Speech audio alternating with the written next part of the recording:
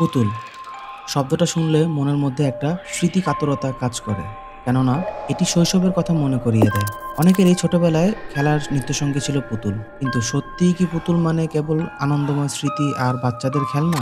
এমনটা ভেবে থাকলে ভুল করবেন। নিরীহ দেখতে হাসিমুখের এক পুতুলকে ঘিরেও যে জমে থাকতে পারে ভয় আর আতঙ্ক, এসব গল্প শুনলে যে কেউ অবাক হবেন। অবশ্য সেগুলোকে গল্প বলতে চান না অনেকেই। আসসালামু আলাইকুম। আমি সাজ্জাদ। আমার পছন্দ ভৌতিক, রহস্যময় এবং অমীমাংসিত ঘটনা সম্পর্কে জানতে এবং জানাতে। হরর বা ভৌতিক সিনেমা আমরা কমবেশি সবাই দেখি। সেই সুবাদে দি কনজিউরিং ইউনিভার্সের সিনেমাগুলো বেশিরভাগ মানুষেরই দেখা হয়েছে। কনজিউরিং এর ৩টি পার্টে আমরা অ্যাড ওয়ারেন এবং লরেন ওয়ারেন নামে ২ চরিত্র দেখতে পাই, যারা সিনেমায় ভৌতিক ঘটনাগুলো তদন্ত করে। মজার ব্যাপার হচ্ছে এই অ্যাড এবং লরেন ওয়ারেন বাস্তবেই ছিলেন। তারা ছিলেন বিখ্যাত প্যারানর্মাল ইনভেস্টিগেটর।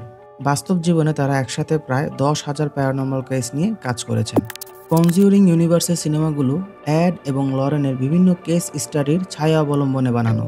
এই ইউনিভার্সে আমরা অ্যানাবেল নামে এক পুতুলকে নিয়ে ইতিমধ্যে ৩টি সিনেমা পেয়েছি।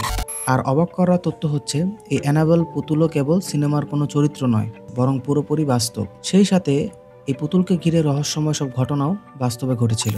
সিনেমার মতনই ওয়ারেন দম্পতি অভিশপ্ত বিভিন্ন বস্তু দিয়ে আমেরিকার সেন্ট মনোরোতে দি ওয়ারেন্স অকাল্ট মিউজিয়াম নামে এক সংগ্রহশালা গড়ে তুলেছিলেন।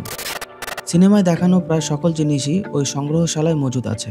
এমনকি ওই ভুতুড়ে অ্যানাবেল পুতুলেরও দেখা মিলবে সেখানে। তবে সত্যিকারের অ্যানাবেলের পুতুল দেখতে মোটেও সিনেমার পুতুলের মতো ভয়ানক নয়। বাস্তবে সেটি বরং আদুরে, ডাগর চোখের, গোলগাল চেহারার, হাসিখুশি মুখের একটি পুতুল। কিন্তু এই নিরীহ পুতুলকে ঘিরেই যত ভয় আর আতঙ্ক। আজ আপনাদের জানাবো সত্যিকারের অ্যানাবেল ডলের পেছনের ঘটনা।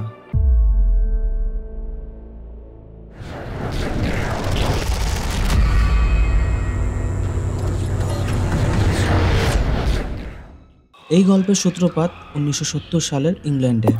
ডোনা নামে একটি মেয়ে তার জন্মদিনে মায়ের কাছ থেকে একটি সুন্দর পুতুল উপহার পেল। তবে ডোনা কিন্তু মোটেও ছোট নয়। সে তখনই নার্সিং নিয়ে পড়াশোনা করছে। তবে ছোটবেলা থেকে তার পুতুলের শখ। নার্সিং পড়ার সময় সে তার বান্ধবী অ্যানজিকে নিয়ে একটি অ্যাপার্টমেন্টে থাকতে শুরু করে। সারাদিন অবশ্য পড়াশোনার জন্য সারাদিনই বাইরে কাটাতে হতো। রাতে ফিরে আসতো অ্যাপার্টমেন্টে। আর দিনের এই পুরো সময়ে ডোনার পুতুলটা ঘরের সোফায় রাখা থাকতো। নির্বিঘ্নে কেটে গেল বেশ কিছুদিন। ডোনাও তার পুতুল নিয়ে বেশ খুশি। অ্যানজিরও তাকে বেশ পছন্দ। কিন্তু একটা ঘটনা হঠাৎ তাদের স্বাভাবিক জীবনযাপনে বেশ একটা খটকা লাগালো। প্রতিদিনের মতোই সেদিনও তারা পুতুলটিকে ঘরের সোফায় রেখে বাইরে গিয়েছিল। কিন্তু ফিরে এসে দেখলো পুতুলটি মোটেও সোফায় নেই, বরং কিভাবে যেন দরজার সামনে এসে পড়েছে। অথচ তারা বাইরে গেলে স্বাভাবিকভাবেই দরজাটা বাইরে থেকে বন্ধ করে যায়। তাই বাহিরের কেউ ভেতরে এসে এই কাজ করার সাধ্য নেই। তাহলে পুতুলটি দরজার সামনে এলো কিভাবে? তেমন পাত্তা না দিলে ঘটনাটিকে অতি সাধারণ মনে হতে পারে। তবে একবার ভাবলে ব্যাপারটা মোটেও স্বাভাবিক মনে হয় না। তাই ঘটনাটি ডোনা আর অ্যাঞ্জের মনের মধ্যে সামান্য দাগ কেটে গেল। এরপর বেশ কিছুদিন আর অস্বাভাবিক কিছু ঘটল না। কিন্তু কয়েকদিন পর আবারও একই ঘটনা ঘটে। এবার পুতুলটিকে ঘরের বিভিন্ন স্থানে পাওয়া যেতে লাগলো। যেন ডোনা আর অ্যাঞ্জি বাইরে গেলেই পুতুলটি স্বাধীনভাবে ঘরের ভিতর ঘুরে বেড়ায়।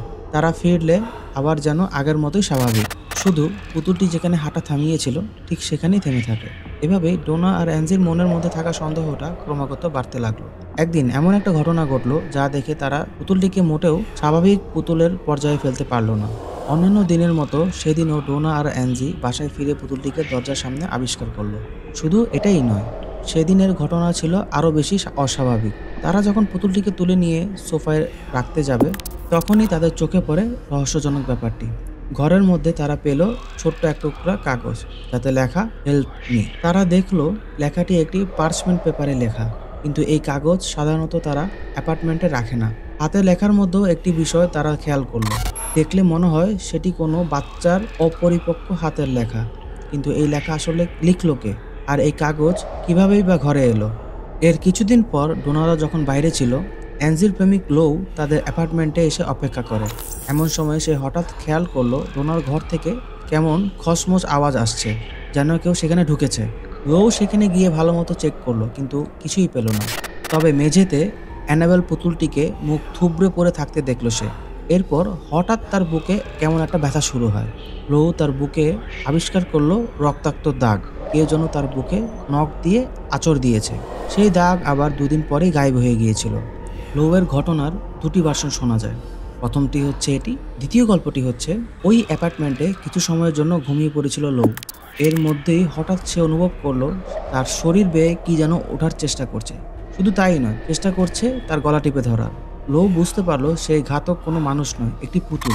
কিন্তু একটা পর্যায়ে ঘুম থেকে উঠে বসতেই সে দেখলো পুতুলটা যেন হাওয়ায় মিলিয়ে গিয়েছে। তবে ঘটনা যেটাই হোক, লো তার সেই ভয়ানক অভিজ্ঞতার কথা জানালো ডোনা আর অ্যানজিকে। সন্দেহজনক আর ভীতিকর এই পরিস্থিতিতে কি করবে ভেবে না পেয়ে শেষমেশ ডোনা আর অ্যানজি একটা সিদ্ধান্ত নিয়ে ফেললো। তারা একজন প্যারানর্মাল এক্সপার্টকে ডেকে এনে পুরো বিষয়টি খুলে বলল। তারপর সেই সাইকিক ঘটনাটি তদন্ত করে যা জানতে পারলো তা আরও অবাক করার মতো। মিডিয়াম জানালো এই পুতুলটির মধ্যে রয়েছে 7 বছরের এক ছোট্ট মেয়ের অতৃপ্ত আত্মা। বাচ্চা মেয়েটির নাম ছিল অ্যানাবেল হিগিন্স। তার মরদেহ পাওয়া গিয়েছিল কয়েক বছর আগে এই জায়গায়, যেখানে বর্তমানে অ্যাপার্টমেন্ট বিল্ডিংটি দাঁড়িয়ে আছে। তাই শেষ নিঃশ্বাস ত্যাগ করার পরেও সে আর এই জায়গা ছেড়ে যেতে পারেনি। সে এখন ডোনা আর অ্যানজির সাথেই থাকতে চায়। সে তাদের কোনো ক্ষতি করবে না। ডোনা আর অ্যানজির পুতুলটার প্রতি মায়া পড়ে গিয়েছিল। তার উপর একটা প্রায়ত বাচ্চার মেয়ের আকুতি কি করে ফেলতে পারে তারা। তাই ডোনা আর অ্যানজি তাকে পুতুলটির মধ্যে থাকার অনুমতি দিল। সেই সাথে পুতুলটিকে তাদের কাছেই রেখে দিল। কিন্তু এই সিদ্ধান্ত যে কতটা ভুল ছিল তা তারা জানতো না। পুতুলের এই ঘটনাটি পরবর্তীতে দুজন যাজকের মাধ্যমে লরেন এবং এড ওয়ারেনের কানে যায়। এই দম্পতি এসে পুরো বিষয়টি তদন্ত করে বুঝতে পারেন ডোনা এবং অ্যানজি যখনই পুতুলটিকে মায়া ও বিশ্বাস করতে শুরু করেছিল তখনই আসলে তারা ফাঁদে পা দিয়ে ফেলেছিল। তাই বড় ধরনের বিপদও ঘটতে পারত যে কোনো সময়। এড এবং লরেন আরও বুঝতে পারেন একটা খারাপ অশরীরী শক্তি অ্যানাবেল পুতুলের মাধ্যমে একজন হিউম্যান হোস্ট খুঁজে বেড়াচ্ছিল যার উপর সে ভর করবে। এই আত্মা মোটেও নিষ্পাপ নয়। ওয়ারেন দম্পতির ভাষ্যমতে আত্মারা বাড়ি বা পুতুলের মতো জড় বস্তুর উপর ভর করে না, তারা ভর করে মানুষের উপর। তবে একটা অভিশপ্ত আত্মা বা অশরীরী শক্তি কোনো স্থান বা বস্তুর সাথে নিজেকে সংযুক্ত করতে পারে। আর ঠিক সেটাই ঘটেছে অ্যানাবেলের ঘটনায়। সেই আত্মা পুতুলকে কাজে লাগিয়েছে আর ঘরের মানুষের নজরে আসার জন্য একটা ভ্রম তৈরি করেছে যে পুতুলটার মধ্যে সে উপস্থিত আছে। কিন্তু মূল ব্যাপার হচ্ছে আত্মাটি মোটেও পুতুলের সাথে সবসময় সংযুক্ত থাকতে চায় না, বরং সে কোনো মানুষের উপর ভর করতে চায়।